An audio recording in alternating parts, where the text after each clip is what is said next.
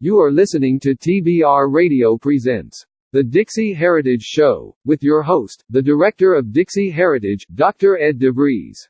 Those of you who are regular listeners to my other TBR show, TBR Radio Presents, the Dixie Heritage Hour, during the last 2 years, you are familiar with today's guest, and that is Lieutenant Colonel Edwin Kennedy. Lieutenant Colonel Kennedy served his country for over 40 years. For the first 20, he was active duty as a soldier and as an infantry officer. He is, of course, the son of Lieutenant General Edwin Kennedy. And so this is Lieutenant Colonel Edwin Kennedy Jr. as our guest today. General Kennedy, of course, is with the Lord now. But after serving for over 20 years in the Officers Corps and as an infantry soldier, Lieutenant Colonel Kennedy took a job as a professor of military history at the Army Staff College in Leavenworth, Kansas. And he's become a personal friend over the years. And I asked him, I said, Colonel Kennedy, I said, would you be on my new radio show, TBR History Hour, next year? Would you come on 12 times? Would you do it once a month? He said, I'd be happy to. I said, so then would you send me a list of the 12 battles, or the 12 wars, or the 12 military actions that you believe are the most worthy for us to discuss? And he said, I'd be happy to. He said, give me a couple days. And then he sent me a list, and the first on the list was the campaign for Vicksburg in the war between the states. The second was the Battle of Chickamauga. The third was the Battle for Beersheba in 1917. The fourth was a raid on Hammelburg to rescue General Patton's son-in-law in March of 1945.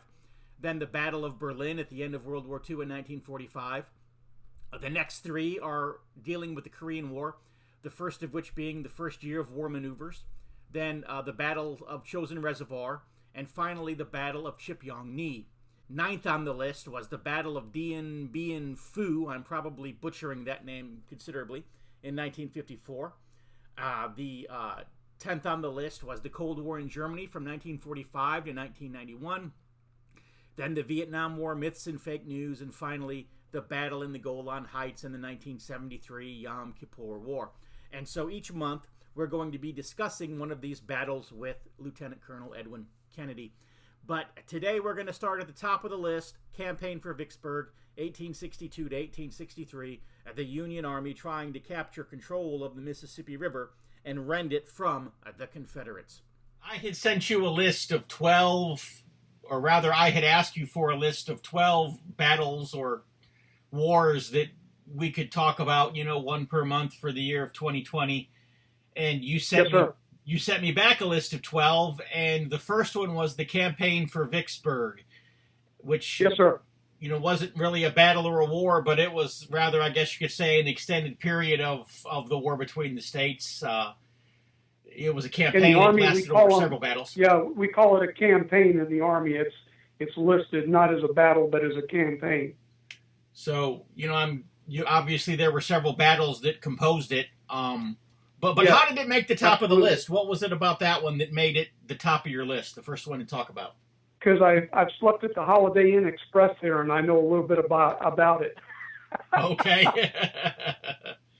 I take Army groups there to study it. I've been doing it for about 25 years now, and we use it as a campaign study rather than a battle study because it has the aspects of what we call joint operations where the Army and Navy work together, and it goes for an extended period over large areas. And so it made a useful study for our students who we were teaching what we call operational art rather than tactics. Operational art is the next level above tactics. And so it made a useful study to teach them how to do operational art. So explain that term, operational art. I mean, what is it? Why is it referred? Obviously, you're implying that there's an artistry to warfare, but just explain the use of that term.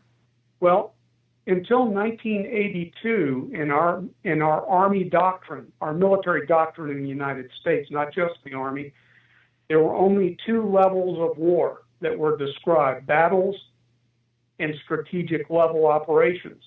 But in 1982, we had a bunch of smart guys get together. Actually, it started back in the late 60s, early 70s. Army doctrine guys said, wait a second, this is messed up. We jumped from tactics, which is lower level combat, and tactics deal with battles and engagements. So they're much smaller level and they last a short period of time. We jumped from studying those all the way to strategy, which is national level. That's what the president and the Department of Defense does. They said, we're skipping a whole level of military actions between tactics and strategy. And they came up in 1982 and put it in our doctrine. What the Germans and Soviets had been doing for years, they had been calling it operational art, which is the conduct of campaigns that link the battles to the national strategy.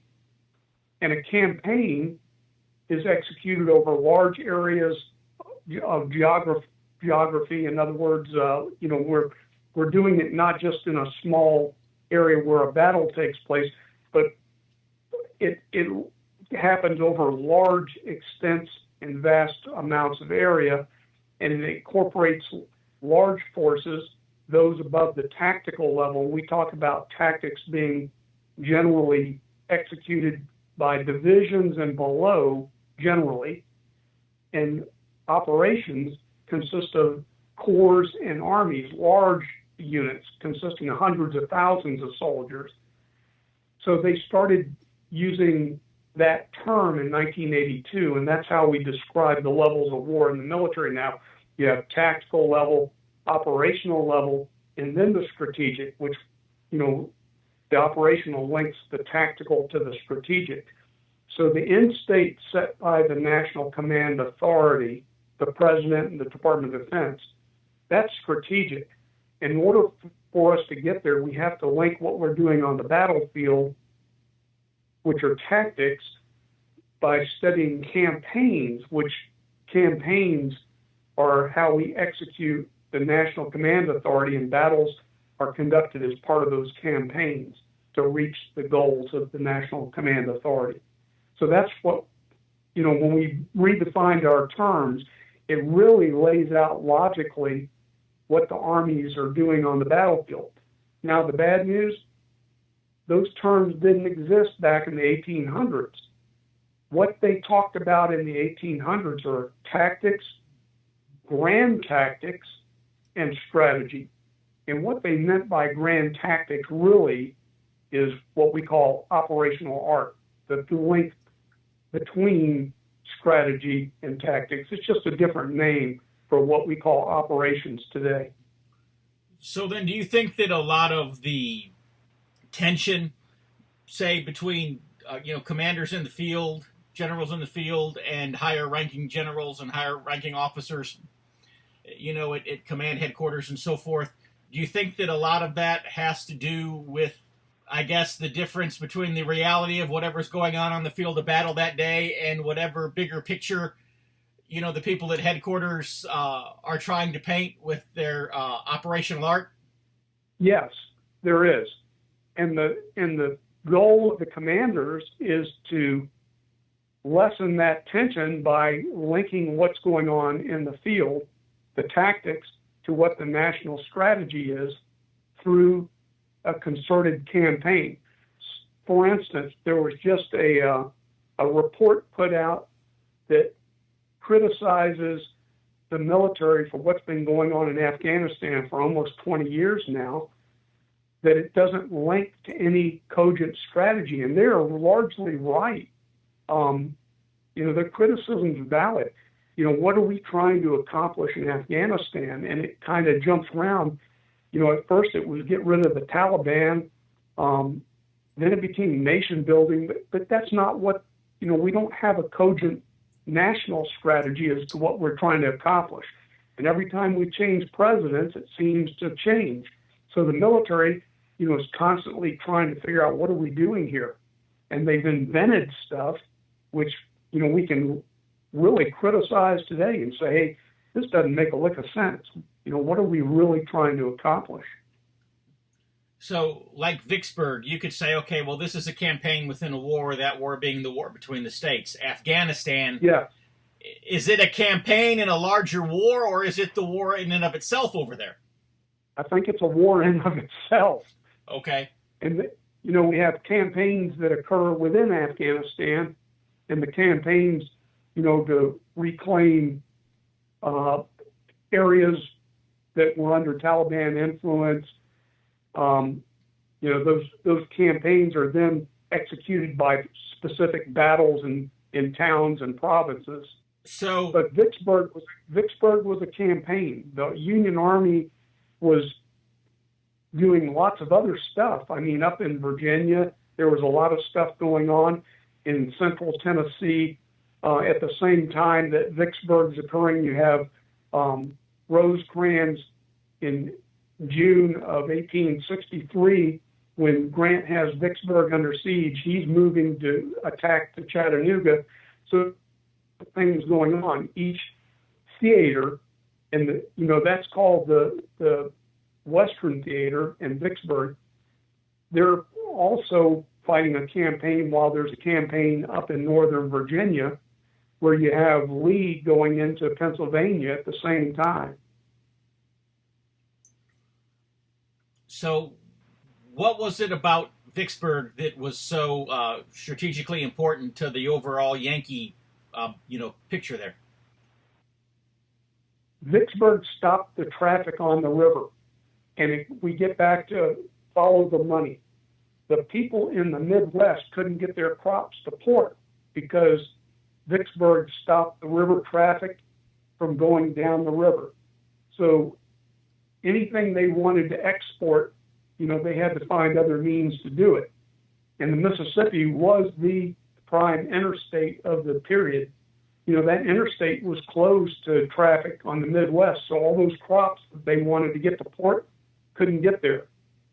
And so that was a significant factor, in winning Vicksburg, getting the river unblocked. Basically, as there was a war going on, trading south of that battle line would have required basically trading with the enemy anyways. Of course, then again, too, I realized that, the Northern Army never really recognized the right of secession from the Southerners to begin with. I guess we're seeing that there's a lot of economic factors in, that we don't necessarily, when you look at a war, I guess from a strictly military standpoint, you don't always, see all of the economic and political factors in it. Right. And obviously the economics were big. This campaign for Vicksburg stretched across 1862 to 1863. How many months did it take for the Yankees to finally, take Vicksburg? Well, Grant's the first one that seriously went after them. They tried the Union Navy in 1862 tried to force its way up the river, and they had a minor set of battles, but they were repulsed. But in December 1862, Grant really started seriously trying to capture Vicksburg, and it took him until July of 1863. So in 62, you can say a period of 6 months for him to do it. That's a pretty long time, and it was a massive effort on their part to do it. The problem the Confederates had is they were getting a lot of their raw supplies from the Trans-Mississippi, from Arkansas and Texas and Louisiana. And because New Orleans had fallen in 62 and the upper reaches of the Mississippi were closed, Vicksburg really was the only way to get across to the Trans-Mississippi. Now, there were no bridges on the Mississippi, so everything was transloaded. The rail line ran to Vicksburg from Jackson, and then all the stuff on the rail line had to be transloaded onto barges, taken across the river and put back onto rail cars. And the same thing, things coming from Texas the same way. When they cut the river, they cut a third of the Confederacy, which was part of the original Anaconda Plan, which was to, strangle the Confederacy. So they cut a huge portion of the raw materials that were coming from the Trans-Mississippi. The other result was when they cut Vicksburg, they cut off supplies for the military forces, the Confederates in Arkansas and Missouri, which caused Sterling Price in 1864 to conduct that huge raid into Missouri to try to, win back Missouri and open up the supplies there, because they were being throttled. They couldn't get their supplies. So you had mentioned that, Vicksburg had finally fallen and the Yankees had finally taken control of it in July of 1863. That's basically at the same time or shortly after the Battle of Gettysburg. And so... It fell the day after Gettysburg. Gettysburg, last day of battle was July the 3rd, and on the 4th of July, Vicksburg surrendered. So it was a double whammy for the Confederacy. So was part of the reason why Vicksburg fell was because, the way most people study and understand the war was that Lee pretty much had most of what was available with him in Gettysburg. That may not have been the case. That might just be the perception. But is one of the reasons why Vicksburg was able to fall at that time was because so much of the army was in Pennsylvania that there just wasn't enough of it left to basically guarantee That's absolutely. That's certainly part of the reason. The army was spread thin, and the Union Army knew this. Right. So they were attacking on multiple axes, really putting the cramp on the Confederate Army.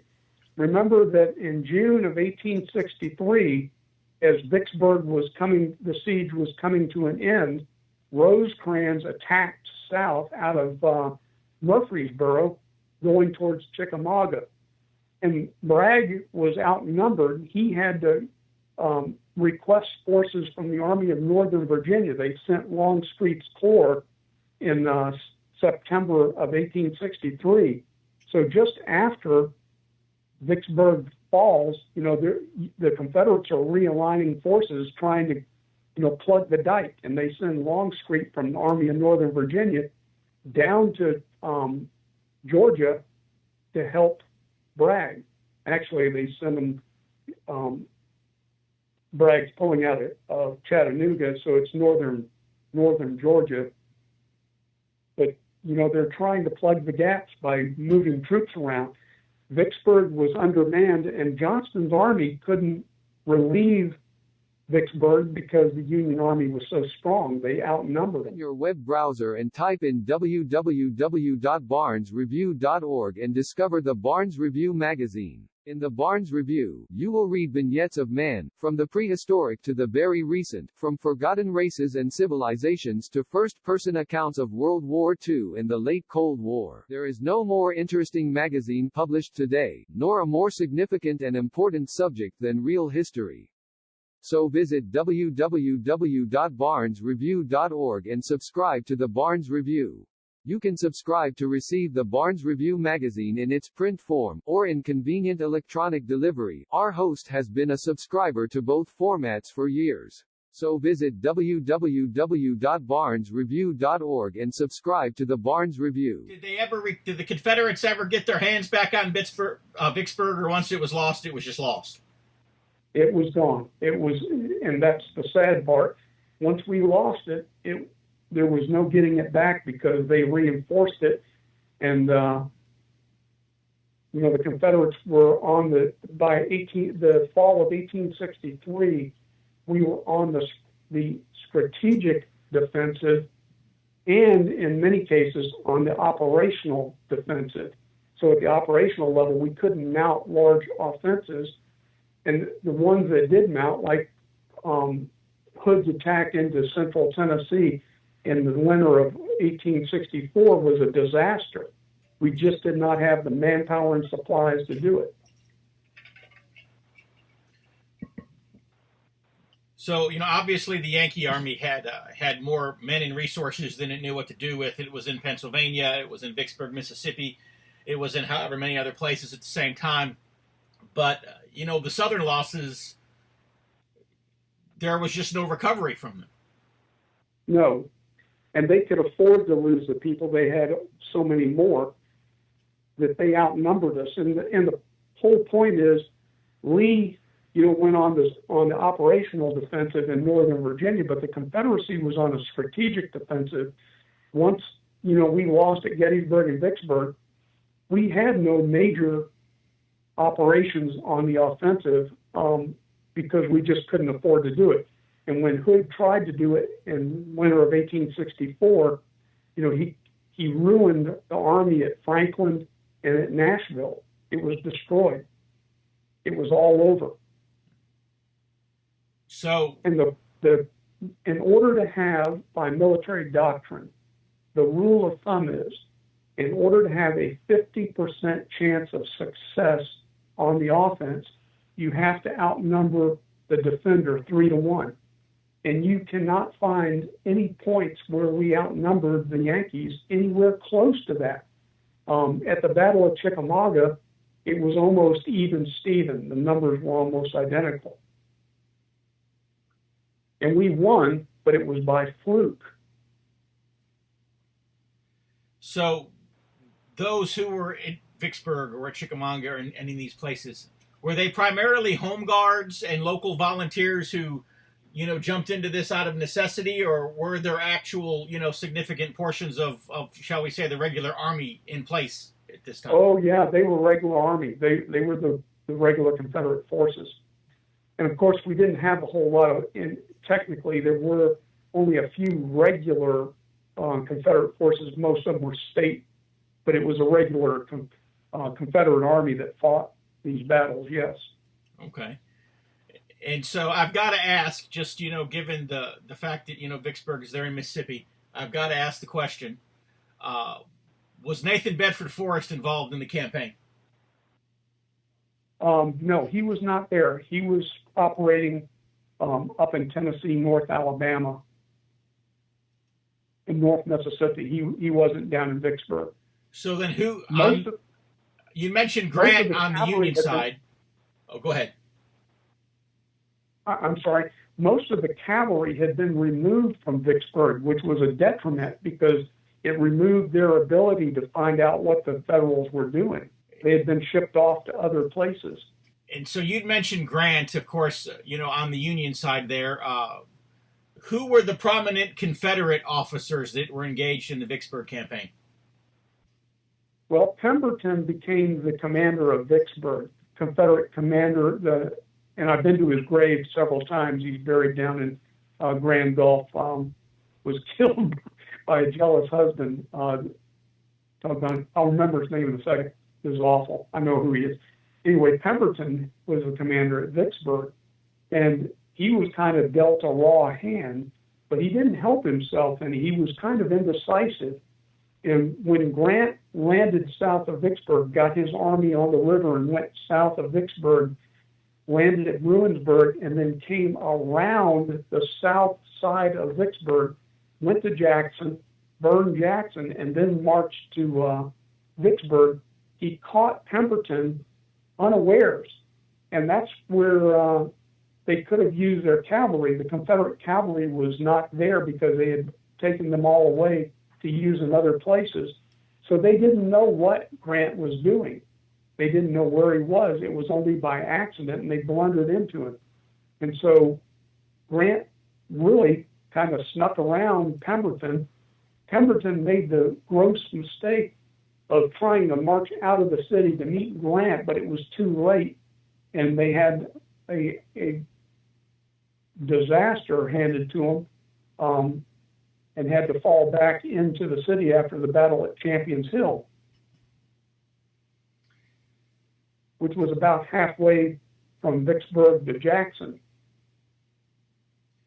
So how many battles did it take, in the overall campaign of Vicksburg? How many battles were involved, approximately? Well, let me start with the first one in 1862 at Chickasaw Bayou, which is just north of the city. General Sherman tried to land there in December, and he got himself whacked good by the Confederates. They whacked him, and he got back on the boats and went north again. And then began a series of attempts by Grant to bypass the city, and they tried to dig a canal on the far side of the city.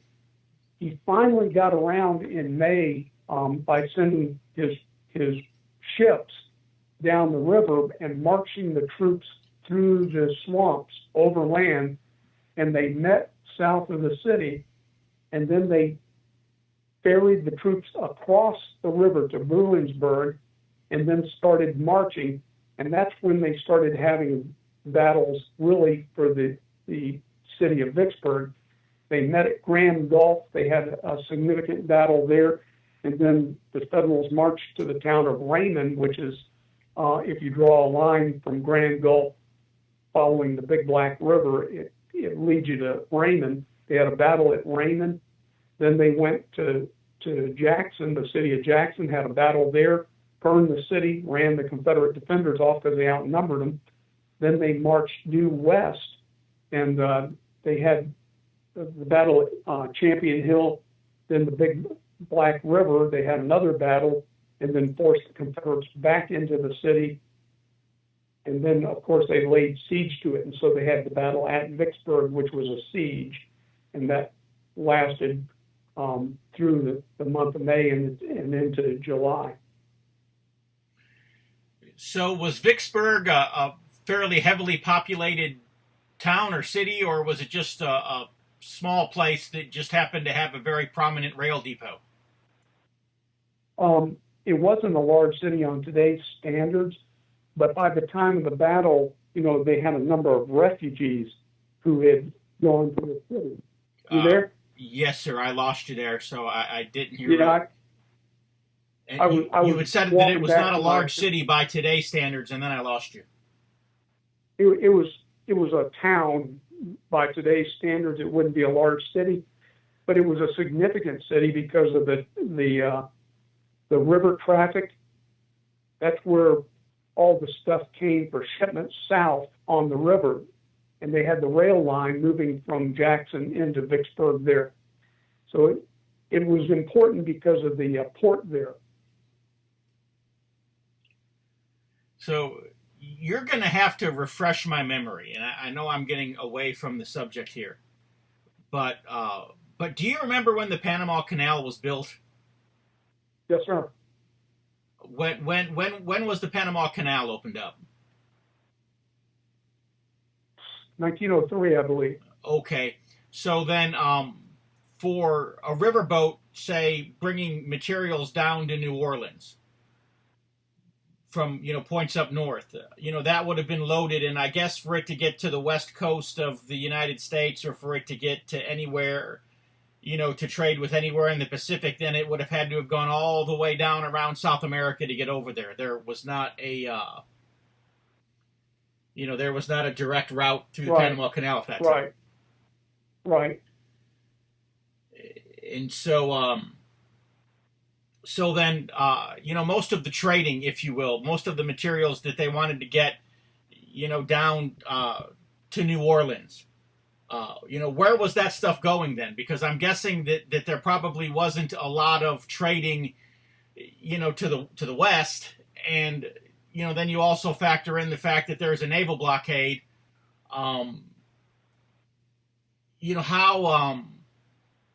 In other words, how much of that stuff coming down the river was going to be traded anyways?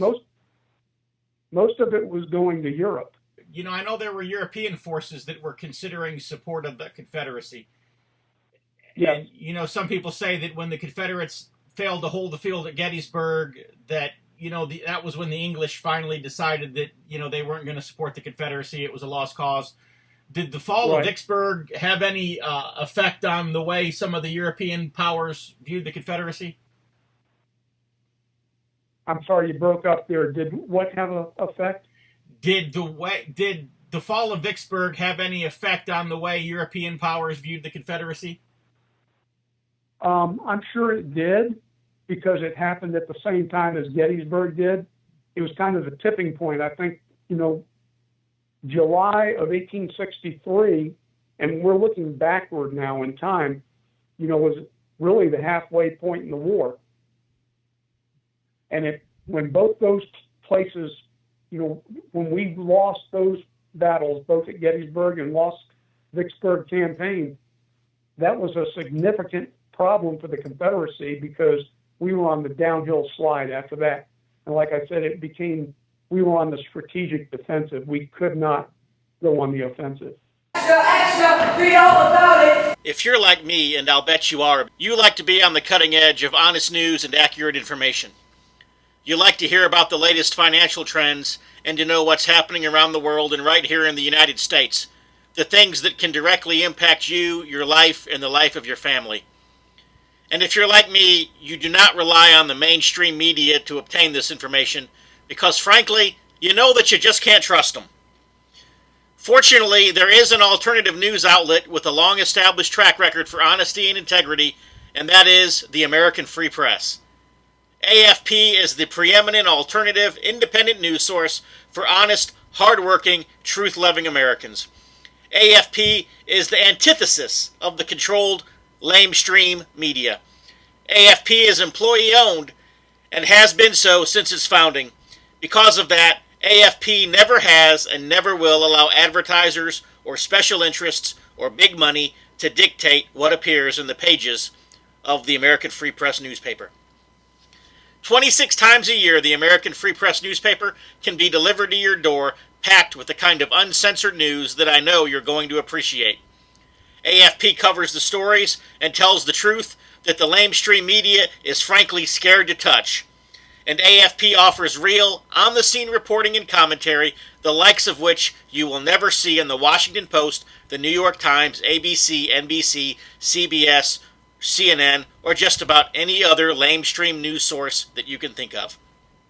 That's right, there's only one national populist news weekly staffed by an unsurpassed team of veteran investigative journalists who will dare to rip the veil off of many of the major news stories that are being censored and suppressed by the big money controlled media monopoly. And that's the American Free Press. AFP publishes exciting, in-depth, uncensored news and information that's grassroots and patriotic, information that Americans need to know in order to combat the growing police state. AFP stands firmly against the New World Order and against those who are working to establish a global plantation under the rule of a powerful few. In short, AFP is your voice. If you have any doubt why they want to silence AFP, you must be relying on the lamestream media for your news, and folks, that's a big mistake. If you're ever dissatisfied with your subscription to the American Free Press, their guarantee is that you just drop them an email and they will gladly refund the unused portion of your subscription. So what are you waiting for? Visit www.americanfreepress.net. Once again, www.americanfreepress.net. And find out about the American Free Press. Do it today. Extra, read all about it. Obviously 1863 was kind of the beginning of the end for the Confederacy. Do you think that it just kind of became a snowball effect at that point? Oh, yeah, because we lost Tennessee by September 1863. Tennessee was lost. All that we could do, and what happened is there were raids into Tennessee. Forrest went back into Tennessee and raided, but the state of Tennessee fell under Union control. That was Kentucky was gone, Tennessee was gone, the Mississippi River was gone. The Federals were ensconced in Chattanooga, and in November of 1863, Sherman won at the Battle of Chattanooga, so he was on the way, or Grant did, they were on the way to start their Atlanta campaign in early 1864, so we were in bad fix. And of course, in Virginia, we were on the defensive after Lee pulled back down into Virginia after moving to Pennsylvania and Maryland. He could no longer attack north. We were on the defensive there. So the Federals, by early 1864, the writing was kind of on the wall. So the people whose names you're rattling off here on the Yankee side are people who, starting in like 1864 and definitely by 1865, are the major players, in Virginia. And so was it a matter of, the command structure that was in place in the Eastern theaters, guys like Burnside, guys like General Pope and so forth, just weren't getting the job done? And Lincoln saw some guys like Sherman and Grant out west who were getting the job done, and so he transferred leadership? Or was it that like places like Vicksburg were so firmly secure that those armies and those generals just didn't need to be there anymore, and that freed them up to move east? I mean, what happened there? I would say that was a combination of both of those. They were not going to conduct a whole lot of offensive operations in Mississippi. They did try to fight Forrest in 1864 in Mississippi, and he beat the living snot out of them every time they came out of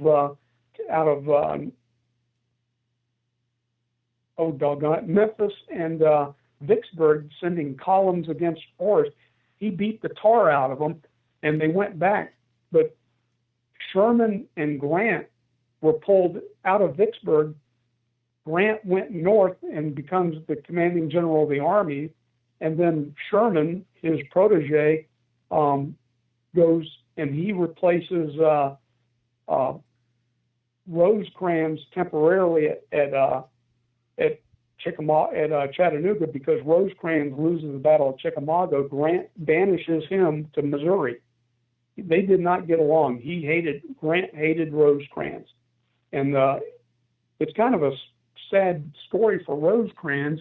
He really didn't do a whole lot to deserve it, but Grant got the feeling that Rosecrans was against him for some reason. And I read a good book on that recently. Turns out that an officer in Rosecrans' command wrote a letter implying that Rosecrans did not support Grant, which was not true, but it got blown up, and Grant took offense to Rosecrans and never did like him. So Rosecrans got replaced. General Thomas was a commander, that replaced him, and then Sherman came in and took command of the army. So Sherman was, of course, Grant's protege. He was his right-hand man.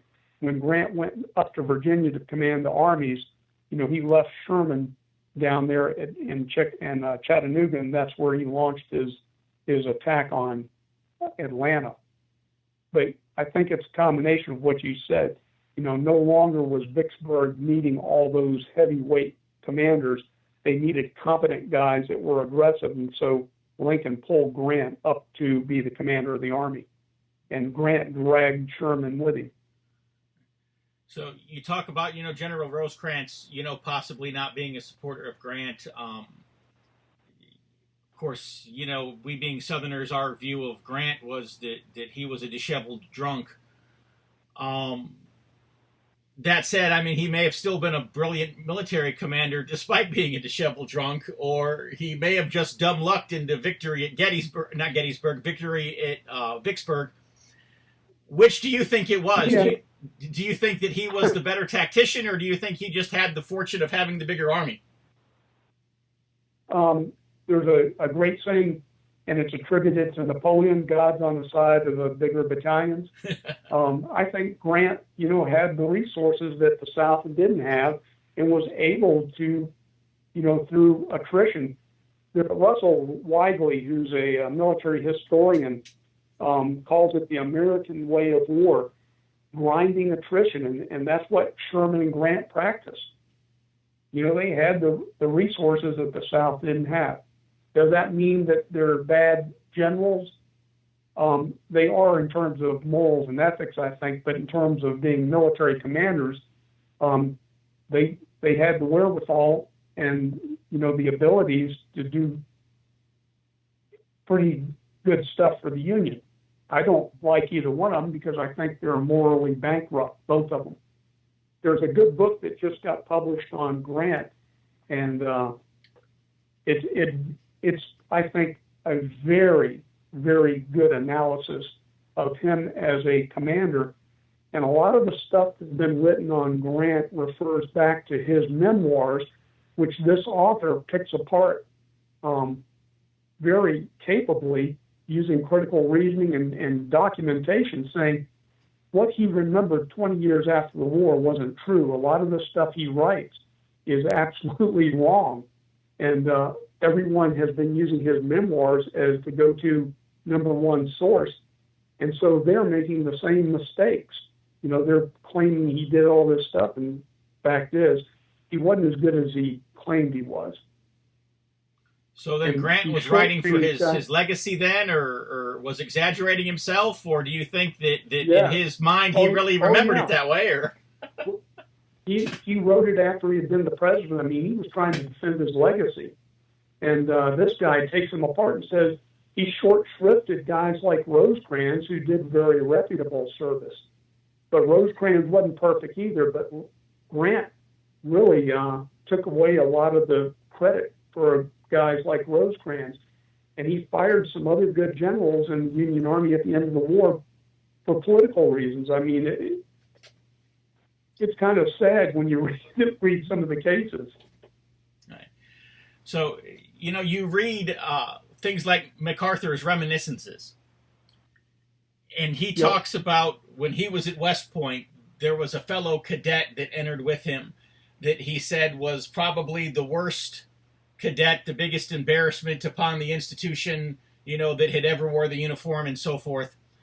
But yet, you know, he fared, you know, very well there because his name just happened to be Ulysses S. Grant III.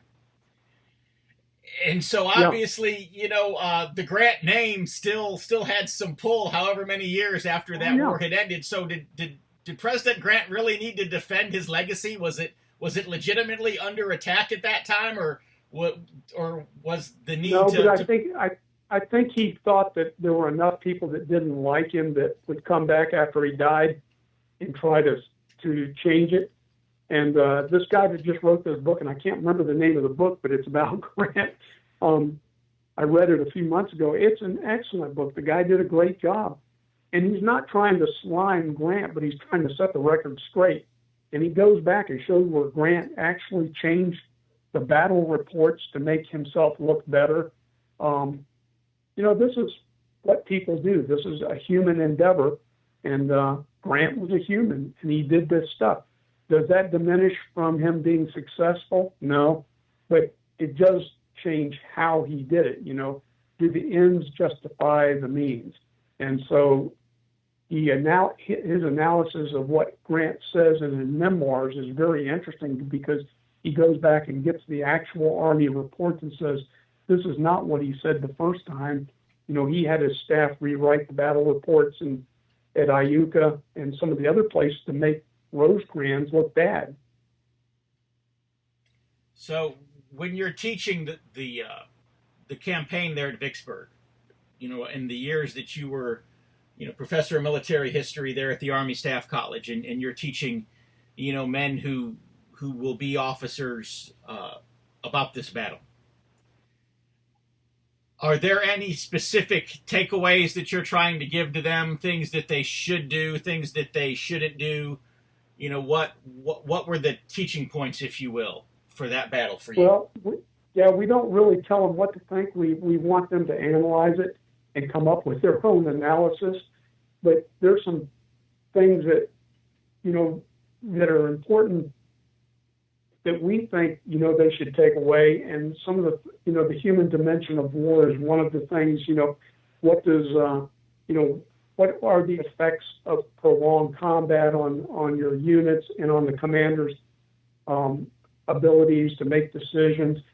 How important are logistics? You know, were the logistics planned well enough in advance to support the campaign? You know, there's all sorts of things that you can learn from it that are still valid today.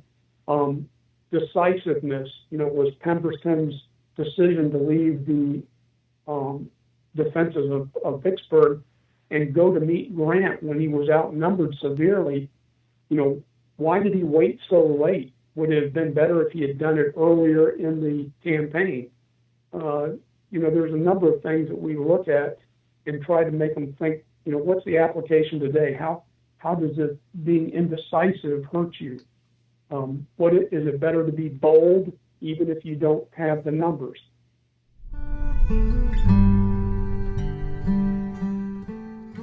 Hello, I'm Tom Strain, Lieutenant Commander-in-Chief of the Sons of Confederate Veterans. The Confederate flag, Confederate symbols, and the reputation of our Confederate ancestors has come under attack.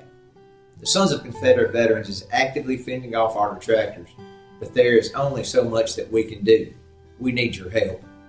Contact your local, state, and national elected politicians and tell them that you will not tolerate these attacks on our heritage. You can also visit scv.org, download an application to join us in our fight to preserve our Southern heritage. Visit scv.org today. If you don't have a Confederate ancestor and you are tired of American history disappearing, you can assist us by becoming a friend of the SCV.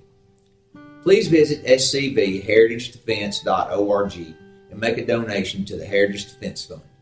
We hope that you will join us in the fight to defend the Confederate soldiers' good name.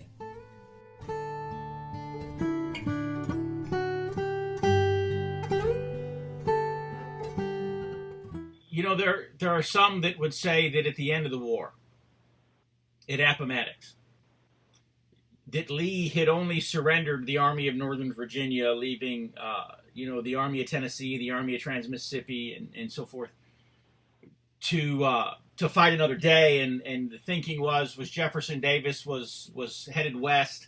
You know, the thinking of a lot of people was that they would retreat to the west, maybe to the Ozarks, and maintain a guerrilla warfare for however many more decades. Would that have even been a practical reality, given the fact that they would have had to have gone through Vicksburg and other places that the Yankees had already taken and secured? In other words, would the Confederate armies have even would they have even made it far enough west to engage in that mountain stakeout guerrilla warfare that some people have envisioned, or was that just not, wasn't going to happen? I think that was pie in the sky. There's no place to get supply. You can't grow gunpowder, and you can't grow weapons out of the ground. So, that was pie in the sky. Mm-hmm. It sounds good, but there's no way they could have sustained that. Right. Even a guerrilla force has to have supplies. And that's what was killing the Confederates out in the Trans-Mississippi. They were just out of stuff. And only what they could capture from the Federals was keeping them really going. Sterling Price's raid into Missouri, one of the goals was to resupply his army. So the battlefield there at Vicksburg, you've said you've taken groups of students there at different times. How much of those battlefields in that campaign are still in place? And how much of them? The one at Grand Gulf is pretty good. Raymond is beautiful. It's a small town. It hasn't been eaten up by urban sprawl. Jackson, Mississippi is lost. I mean, everything's concrete and been built over, so there's really no way to even envision what the battlefield looked like. The city's grown so much, and it's just everything's been run over. They bulldozed all the stuff there. If you go to Champion Hill, it's a beautiful area, and it's still largely, within modern parlance, outside the urban sprawl, it's still a pretty nice place to go because the Champion family still owns a lot of the battlefield there. You can go to it, and it's easy to get around. The road network's fairly good, but that's there. The Big Black River battlefield's still there. It's not developed, and it's mostly cultivated fields still. They grow cotton on those fields still. Vicksburg itself has been, the national park is all that's left, and that's probably, I would say, 50% of the battlefield. The rest of it's been eaten up by urban sprawl. It's been run over. So Vicksburg, you can kind of go there and see what the siege looked like because the battlefield park's still there, fortunately. So what was the question about the Battle of Vicksburg that I didn't ask you? What was the thing that you really wanted to talk about, but I haven't given you the opportunity to say yet? Oh, you're making me think hard now. Okay. Well, most people today, when you talk about Vicksburg, they go to the battlefield park and they think that's the Battle of Vicksburg. But it was really a campaign over 6 months, and there's many different places there to go. So when we take the students, the last few hours we spend at the battlefield park, but we're going to the campaign sites, which start down on the river at Chickasaw Bayou, which is north of the city and still out in the country. And then we drive south. We go over to Grant's Canal across the river, and then down to Bruinsburg and Grand Gulf, and follow the Army's route to the Union Army and the Confederate defenders as they fall back to Raymond and then Jackson, and then you can go to Champion Hill. I mean, there's a number of different battles that are part of that campaign. So a lot of people say, oh, yeah, I've been to Vicksburg. Well, they're talking about the national park, which is just a very, very tiny part of the entire campaign. You know, it was a very complex campaign with a lot of different moving parts and different locations. So I guess the thing about Vicksburg is when you hear somebody say, I've been to Vicksburg, well, that's great. You know, where'd you go? And they say, well, I went to the national park, but that's only a small part of the entire operation. So how many days then did it take you to, you said you took the students to multiple locations. How many days was that? Well, it depends on the organization. Normally, we try to get them to spend 3 days to see all the different places and talk at the different sites. So geographically speaking, if you were to draw, you know, a circle around, you know, the area that encompassed the whole campaign, how big of an area of land are we talking about here? Oh, you got me cornered there. I never even thought about it in those terms. If you start north of the city of Vicksburg on the Yazoo River, you know, we're talking about 5 to 10 miles north of the city. Then you drive across the river. You go over to Grant's Canal. That's a couple of miles over on the other side of the river. Then you come back on the Mississippi side and drive south to where Grant crossed the river. That's probably 25, 30 miles down there, and then you have to drive from Grand Gulf up to Raymond, and then to Jackson. We never really go into Jackson because we tell them, it's just urban sprawl. You can't even see where the battle was. We go to Raymond and cut across and head west to Champion Hill. So we're talking, on road-wise, 80, 90 miles, a route to get back to Vicksburg. So it's safe to say we're looking at an amount of real estate that an army could have marched within a week to 2 weeks, but yet it took several months for them to take that real estate. So is that testimony to the Confederate defenders, or just the fact that the Yankees weren't in a big hurry? It's kind of both. The Confederates, like I said, Pemberton really didn't know where they were. He blundered into them because he didn't have any cavalry to really kind of scout and give him information.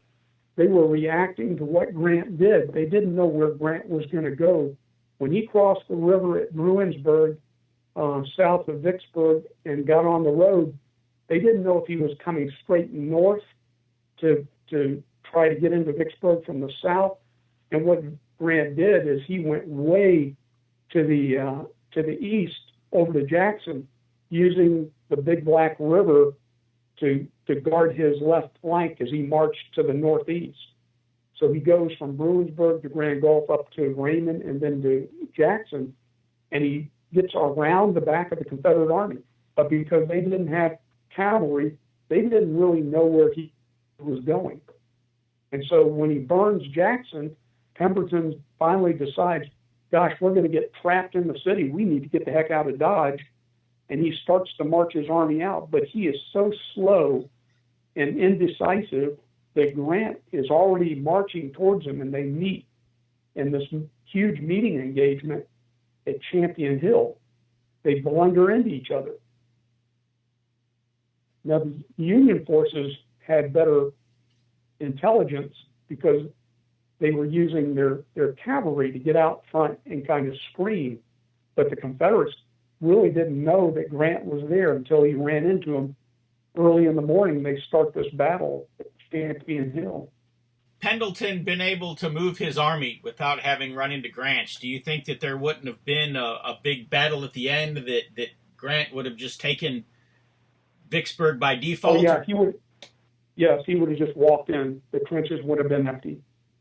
And what Pemberton was trying to do is meet back up with General Johnston up north in North Mississippi, join forces with him, because together they would have had a better force ratio to fight the Union.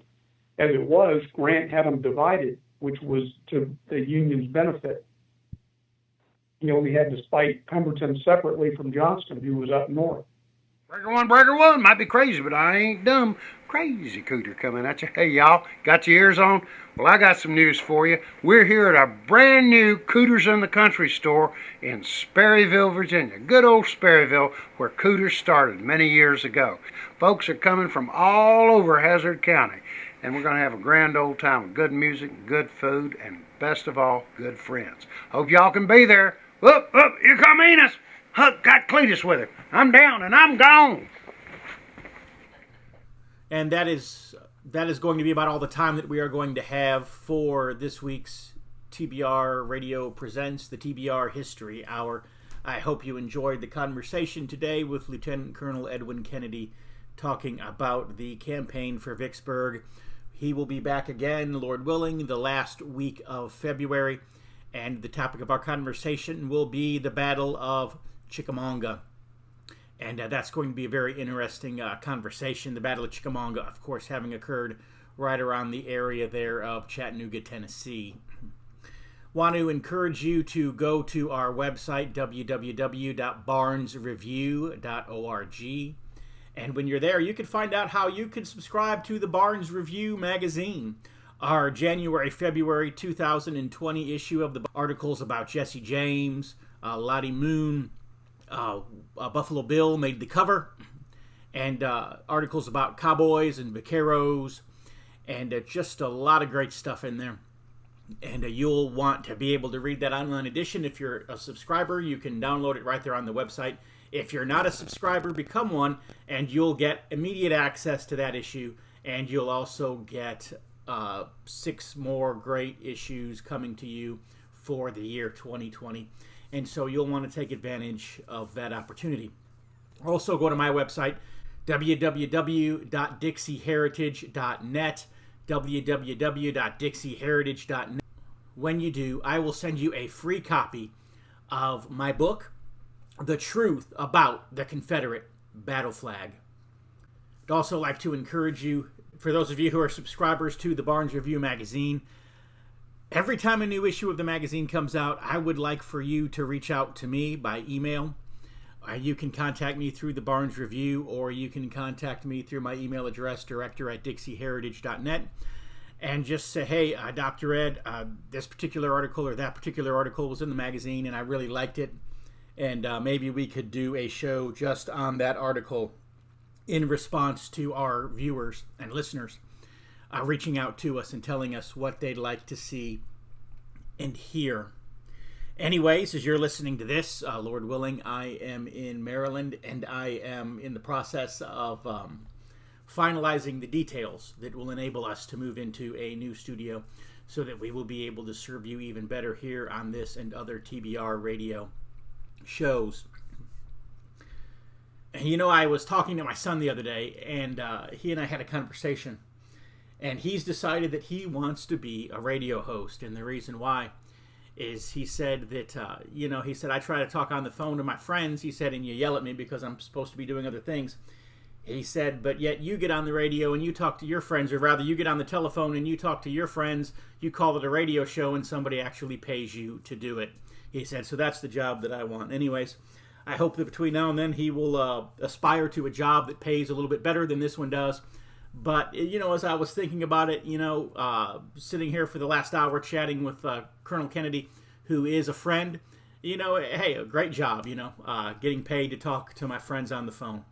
So it really is a great job to be your host here at TBR Radio Presents. and I look forward to continuing to do it for a very, very, very long time. Anyways, I am out of time now, but I will be back next week, same bat time, same bat channel.